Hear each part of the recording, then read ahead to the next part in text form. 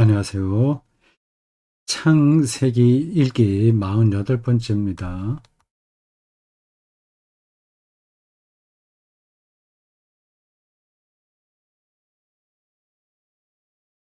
창세기 27장을 이어가겠습니다. 27장 전반부는 야곱이 장자의 축복을 가르쳤다는 이야기입니다. 이미 앞에서 두 번 그 전조가 있었어요. 어머니 리브가의 뱃속에서 나올 때에 야곱 동생이 에서의 발 뒤꿈치를 붙들었다는 에피소드입니다. 네, 욕심이 있었다고 하나? 하여튼, 형보다 자기가 앞서거나 못지않다, 이제 그런 걸 이제 암시하는 이야기죠. 또 두 번째는, 그 햇주간 것으로 에서의 장자 명분을 샀다는 얘기 아닙니까? 그것은 이제 만화 같은 이야기인데 어쨌든 그런 몇 가지 전조에서 이미 27장이 말하고 있는 그 축복을 가로채는 이야기가 나온 겁니다. 27장의 전반부가 끝나고 이제 후반부 30절부터 이 축복 이야기가 이어집니다. 원래 약속되었던 에서가 뒤늦게 이제 들어오게 되죠. 참 동화 같은 이야기입니다. 어떻게 보면 동화 같다 이런 표현을 제가 종종 요즘 씁니다. 뭐 옛날에도 썼는데요. 요즘 특별히 조금 더 그래요. 훨씬 전에 제가 쓴 책 중에 하나가 이런 제목입니다. 세상은 마술이다. 마술이다. 글씨가 마술, 매직이다 하고 하는 뜻입니다. 아주 소소한 사물부터 시작해서 우주에 이르기까지 모든 것들이 우리의 상상력을 뛰어넘을 정도로 깊이가 있다는 이야기입니다. 동화는 어, 그 동화는 아이들 이야기죠. 근거가 없는 호황된 이야기라는 뜻이라기보다 우리의 고정관념을 깨뜨리는 이야기라는 뜻이 강한 겁니다. 동화요. 그 안에는 마녀도 나오고 천사는 뭐 수없이 나오고 어떤 그 의인화 같은 표현들이 많잖아요. 토끼하고 또 사람하고도 얘기하고요. 그게 그 제목이 기억 안 나는데 아이 뭐 정말 여기에 딱 맞는 이야기 동화 이야기가 있는데 무슨 기억이 안 나는지 모르겠습니다. 네, 세상은 마술이다라는 저의 그 에세이집입니다. 그냥 보통 사람들 사이에 벌어진 일이나 뭐 그런 에세이가 아니고 사물에 대한 이야기예요.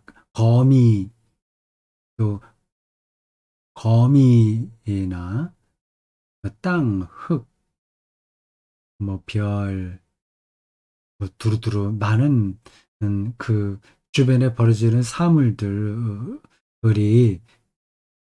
예, 정말 신비롭다는 얘기입니다. 마술이라고 하는 뜻은 신비를 가르쳐요. 그 신비는 시면을 가리킵니다. 이게 다 연결되는 거예요. 이런 연결점을 생각하지 않으면 이런 말들은 잘 와닿지가 않아요. 이 세계가 그 시면이라고 하는 것은 또 다른 말로 하면 이 세계가 미래로, 미래를 향하여 열려 있다는 뜻입니다. 개방성이라고 압축적으로 설명할 수 있어요.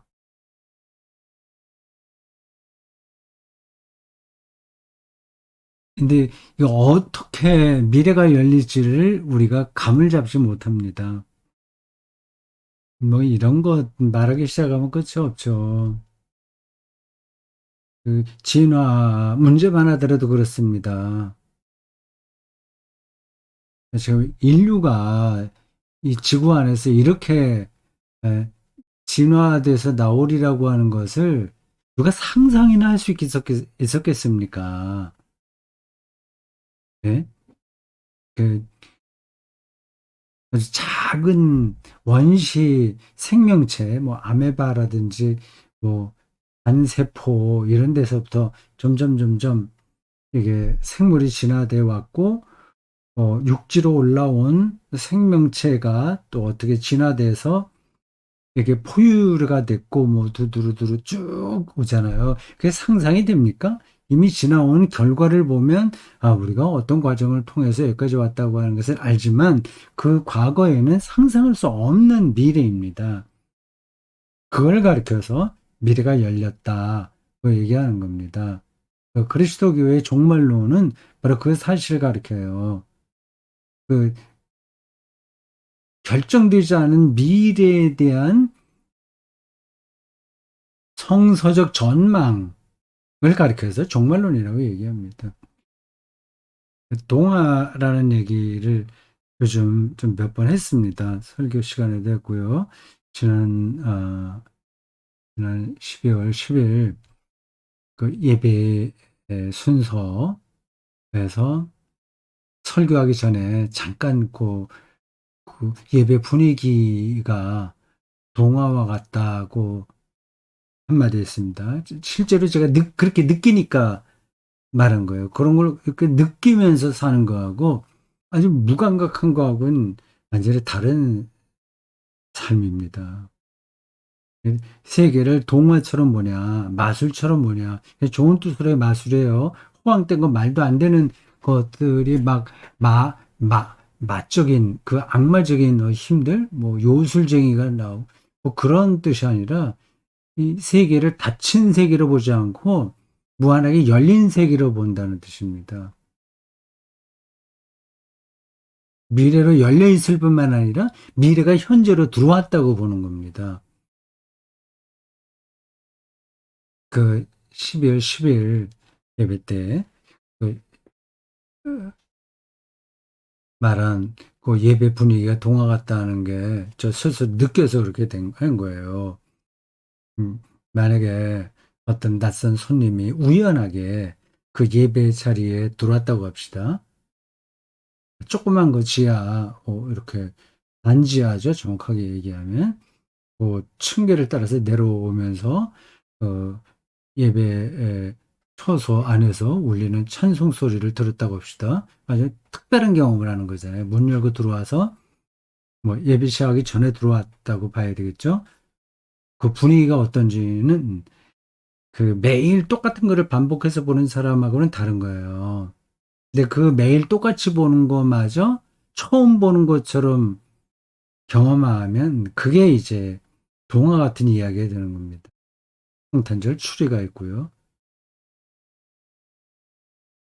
그리고 부활절 초 네 가지 보라색부터 조금 옅어지는 흰색까지 오는 그 어, 대림절 촛불 두 개가 들어와 있고 전자 오르겐에서 이제 예배 전 찬송 소리가 울리고요. 그리고 한 30명 정도의 그 회중들이 앉아서 예배를 시작하고요. 등등 두루두루 그런 분위기가 얼마나 아름답습니까? 이제 아름답다는 표현은 적당하지 않고 얼마나 신비롭습니까? 해야 되죠.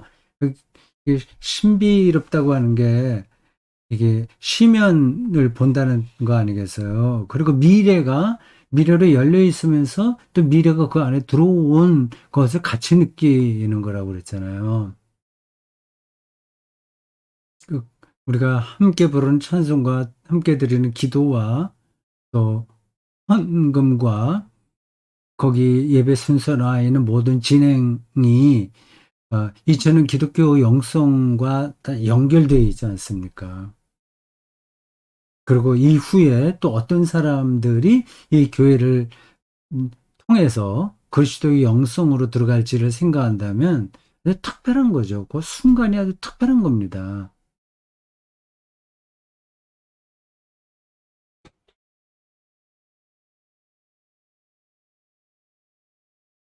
네, 이런 동화라는 그런 관점으로 세계를 보기 시작하면 마음이 훈훈해지죠. 여러분들 어렸을 때 동화책 읽을 때 뭐 부족한 게 없잖아요. 그 동화의 상상력 세계에 들어가서 행복하지 않았습니까? 그러니까 현실을 그렇게 경험하고 살아야 됩니다. 이- 음, 근데 그런 동화적인 상상력을 우리가 다 놓쳤어요. 요런 부분들을 내가 특별히 더 많이 생각하게 된 것은 체스터턴의 책을 읽고 이후입니다. 체스터턴. 세상은 마술이다는 훨씬 전에 제가 쓴 글을 모은 거지만 기본적으로는 그런 생각이 있었는데 체스터턴의 이 정통이라는 책 제가 강독해서 올려놨습니다. 그거를 꼼꼼하게 읽고 그 동화적 상상력이 기독교 영성과 어떻게 연관되는지를 아주 잘 느꼈습니다. 음, 그렇게 동화적인 상상력으로 본다면 그 악마도 귀여운 거예요.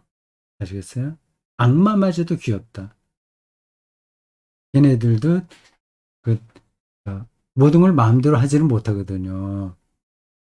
하나님의 허락을 받아서만 해야 되거든요. 그리고 일시적으로만 그 못된 짓을 하거든요. 이렇게 약한 거예요. 근본이 없는 놈들이에요. 예, 근본이 아주 약한 놈들이에요. 근데 우리는 그 악마들이 일으키는 그 흙탕물, 이것 때문에 정신 못 차리지 않습니까?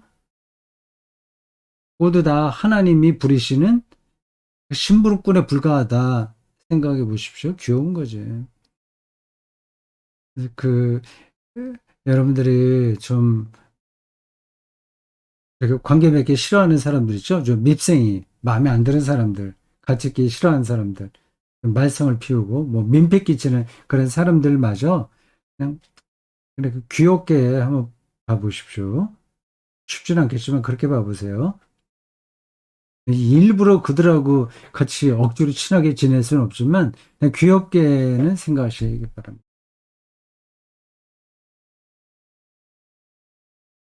자, 이제 에서가 이제 등장합니다.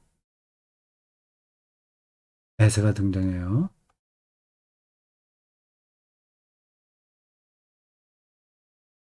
이삭이 야곱에게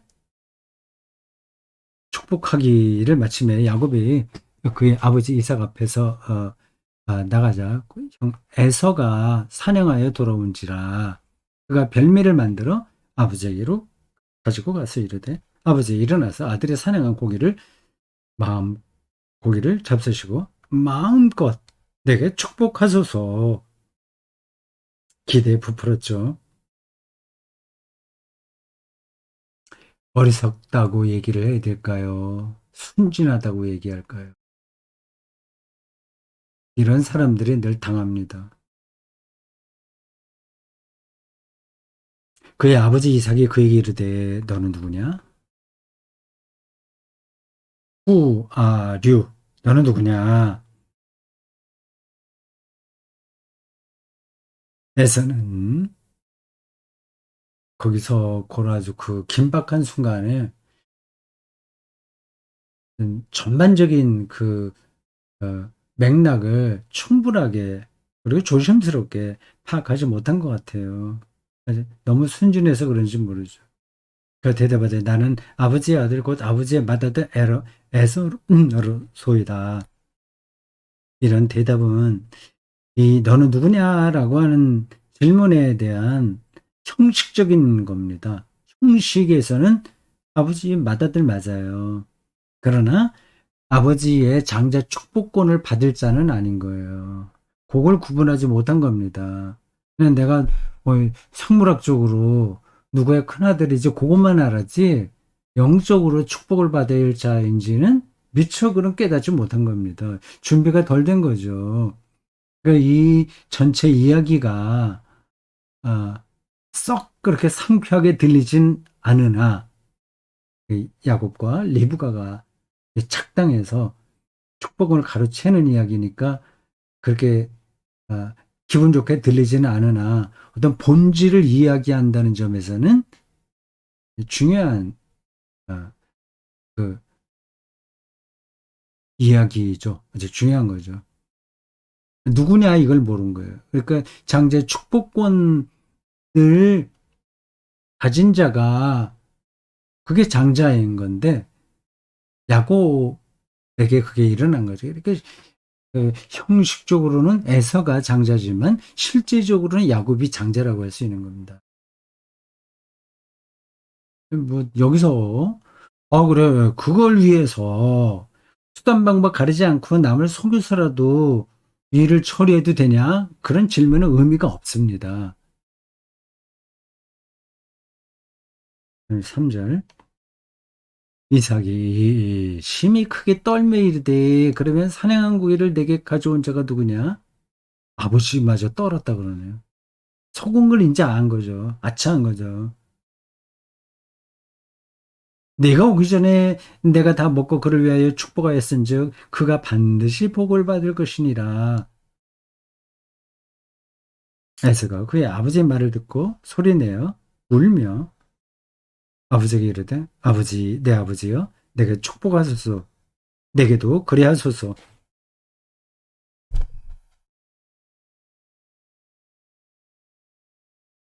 이삭이 이르되 네 아우가 와서 혹여 네 복을 빼앗았도다.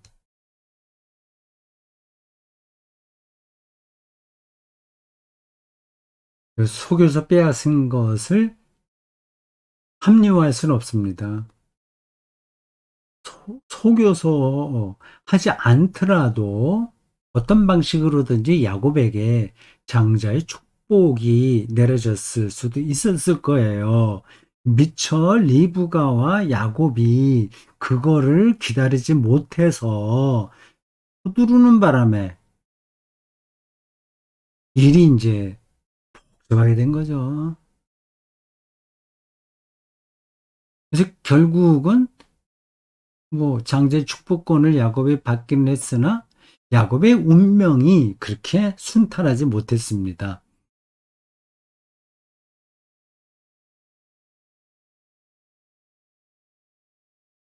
여기 나온 이 표현 속여서 내 복을 빼앗았도다 하는 그냥 이 한 가정에서 일어난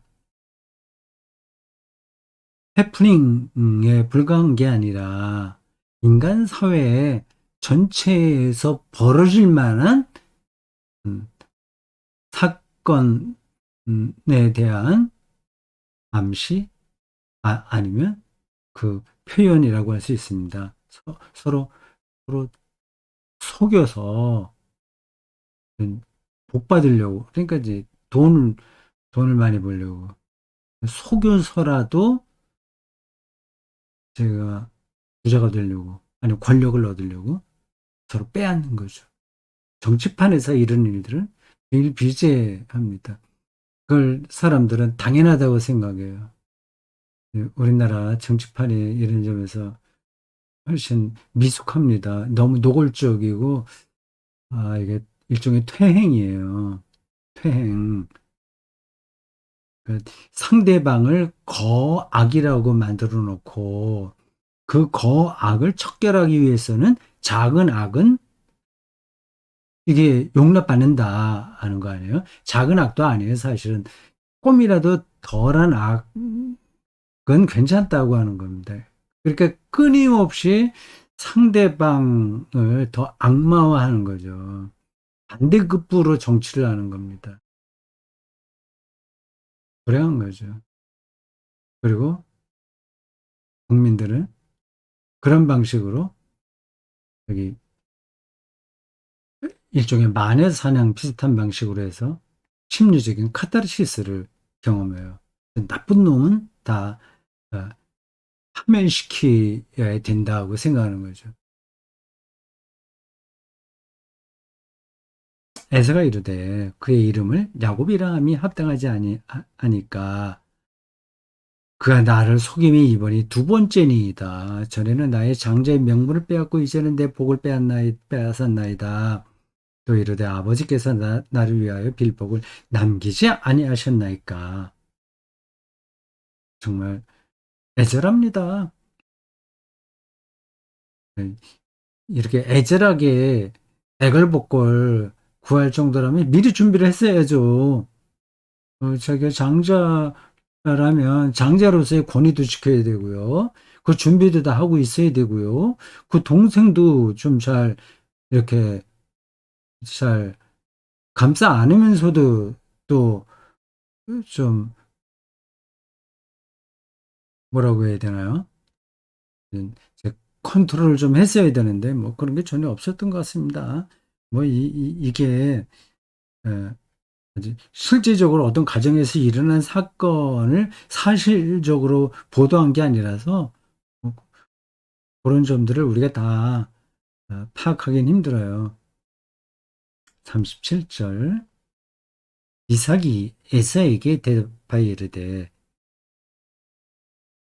내가 그를 너의 주는 주인이라는 뜻입니다. 이제 뒤바뀐 거죠. 주로 세우고 그의 모든 형제를 내가 그에게 종으로 주었으며 곡식과 포도주를 그에게 주었으니 내 아들아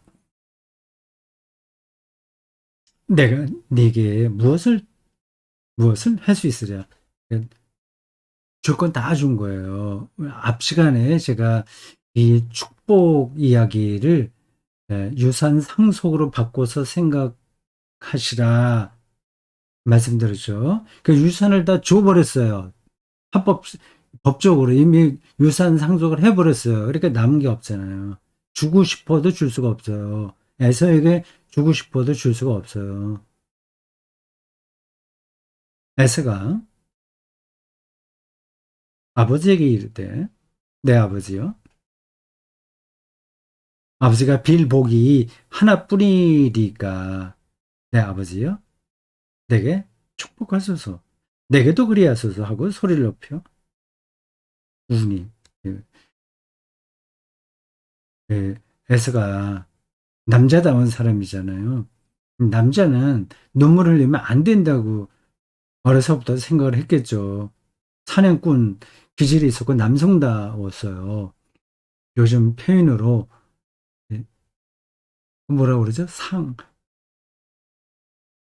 뭐, 아주 멋진 남성다운 남자를 뭐라고 하는 것 같으던데 상남자라고 하던가요? 그런 멋진 애서가 울고 몸매 이렇게 앞뒤로 보니까 앞에서도 울고 또 두 번째도 울어요. 조금 웃기는 시츄에이션입니다. 에서 정도 됐다면 아이고 아버지 그렇게 됐나요? 제 동생 저 녀석이 철없이 이렇게 했네. 그래도 뭐 아버지가 그렇게 하셨으니 뭐 어떻게 하겠습니까? 알았습니다. 저는 제가 알아서 뭐 사냥해갖고 뭐 잘 먹고 잘 살겠습니다. 걱정하지 마세요. 뭐 이런 정도로 가야지 이제 상남자인데 애서도 굉장히 쪼잔하네요. 어떤 면에서 보면 뭐, 두 번이나 운다고 표현되어 있습니다. 네, 문학적인 표현입니다. 39절.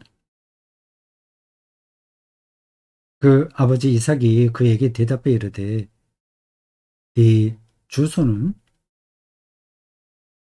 땅의 기름짐에서 멀리 내리는 하늘 이슬에서 멀 것이며 이 표현이 좀 이상하네요. 뭐 제가 잘못 어, 옮겼나요? 아니면 번역이 좀 이상하네요. 성경을 좀 보겠습니다. 그 아버지 이삭이 그에게 대답하여 이르되 네 주소는 갑자기 주소라는 말이 나오지? 이게 어떤 번역인지 어떤 단어를 번역한 건지 제가 확인을 못 해봤습니다. 저건 그렇게 매끄러운 번역이 되지 않습니다. 네, 주소. 옛날에 무슨 주소가 있었나요? 정말 이상하네. 제가 그냥 성경을 읽을 때는 그냥 지나가는데 이렇게 꼼꼼하게 읽다 보면 좀 어색한 번역들이 종종 나와요. 내 주소는 땅의 기름짐에서 멀고 내리는 하늘 이슬에서 멀 것이며 기름짐과 이슬에서 멀다. 뭐 인생이 잘 안 풀린다는 얘기 같죠? 기름짐에서 멀고 내리는 하늘 이슬에서 멀 것이며 네, 뒤에 가면 나오겠지만 에서도 나중에 일가를 이룹니다. 부자가 돼요. 너는 칼을 믿고 생활하겠고 네 아우를 섬길 것이며 뒤에 나오는 이야기요. 그 야곱이 자기 삼촌 집에 가서 그 재산을 많이 모으고 돌아옵니다. 그음의 환영이죠. 근데 거기 가서도 그 삼촌을 또 속여요. 뭐 거기는 서로 뭐 물고 물리는 일들이 벌어지긴 합니다. 네, 돌아올 때 이제 형이 무서워서 어떻게 할까 하는 그 장면도 굉장히 자세하게 나옵니다.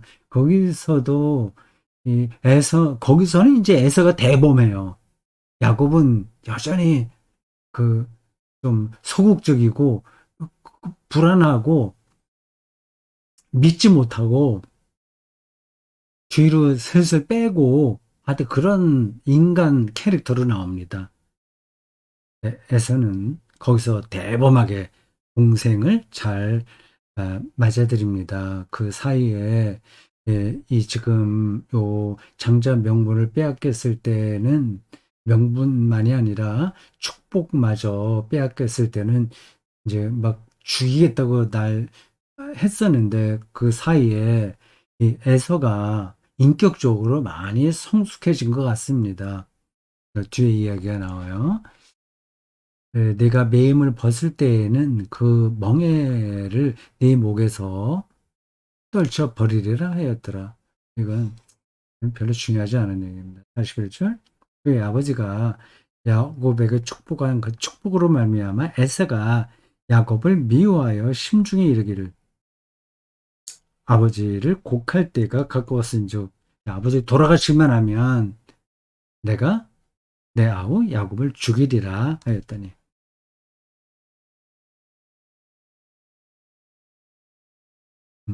맏아들 에서의 이 말이 리브가에게 들림에 이에 사람을 보내어 작은 아들 야곱을 불러 그에게 이르되 어머니가 또 중간에 나서서 일을 처리합니다.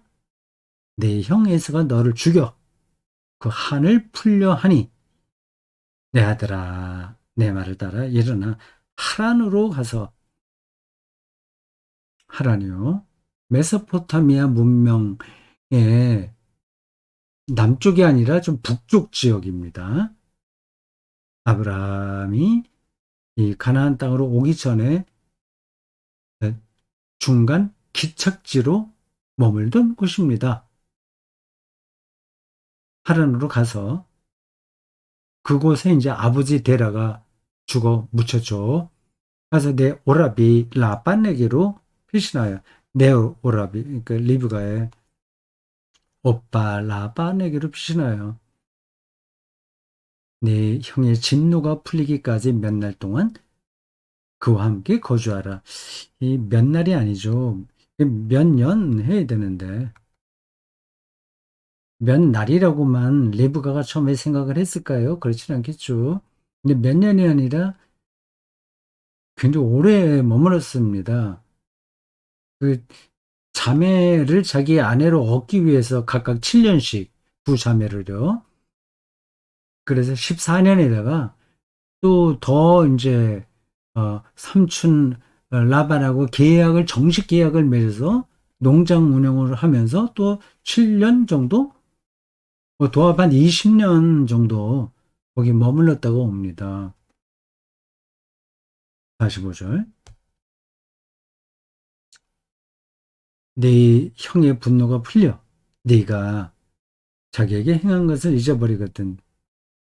예, 그렇죠. 세월이 우리의 마음을 치료합니다. 틀림없어요. 뭐 세월이 약이겠지요. 라는 그, 뭐, 뭐 세속 가요, 그 가사처럼 그 맞는 이야기입니다. 근데 세월이 갈수록 더 아파질 수도 있는데, 트라우마가 되면요. 치료가, 웬만해서는 다 치료가 됩니다. 웬만해서는. 그 트라우마, 또 힐링, 치료 얘기가 나와서 말씀을 드리는데, 그 문제를 심리학의 차원에서 접근하는 거는 필요하기는 하나 절대적이진 않습니다. 그리고 그리스도인들에게 거기에 머물러 있는 건 바람직하지 않습니다. 오히려 하나님 신앙이 근본에서 치유하는 거예요. 사람 관계도 마찬가지입니다. 자꾸 확인해 갖고 너 잘못했다는 거 말을 해야지. 그래야지 내가 용서하지라든지 뭐 그 모든 것들을 다 확인해 갖고 용서받고 용서하고 그래서 힐링이 이루어진다고 말을 하잖아요. 심리학에서는. 상담에서도 그렇게 많이 얘기합니다. 그런 게 필요하긴 하겠죠. 아예 없는 것보다는 그게 필요한데 그렇게 해서 해결이 될까요? 저는 그 완전히 해결을 되지 않습니다. 제가 보기에는 하나님과의 관계에서만 그 완전한 해결이 가능합니다. 하나님으로부터 의롭다고 인정받으면 이게 말로만이 아니라 실질적으로 그런 자유와 안식 안에 들어가게 되면 뭐 다른 것들은 다 지나가는 거죠. 안 그런가요? 분노가 풀려. 시간이 지나면 이렇게 풀리게 되는데 하나님 안에 들어가는 것이 정말 우리의 분노를 푸는 결정적인 일이다 저는 생각합니다. 이제 이게 이 일이 해결되면 내가 사람을 보내서 너를 거기서 불러오리라. 어찌? 하루에 너희 둘을 이루랴. 리브가가 이삭에게 이르되 남편에게 가서 말하는 거죠. 내가 햇사람의 딸들로 말미암아 이건 이제 에서가 데리고 온 여자들이거든요. 내 삶의 실화 조건을 야곱이 만일 이 땅의 딸들 곧 그들과 같은 햇사람의 딸들 중에서 아내를 맞이하면 내 삶이 내게 무슨 재미가 있으리까? 예, 이 며느리들 때문에 어떤 고생을 했는지 어떤지 리브가가 이런 얘기를 안 해요. 그러나 실제로는 전혀 문제가 없는데 야곱을 피신시키려고 일부러 뭐 과장했는지 모르죠. 자, 이렇게 27장이 끝났습니다. 에서의 장자로서 받아야 될 축복이 야곱에게 탈당한 이야기입니다. 오늘 여기까지 하겠습니다. 수고했어요.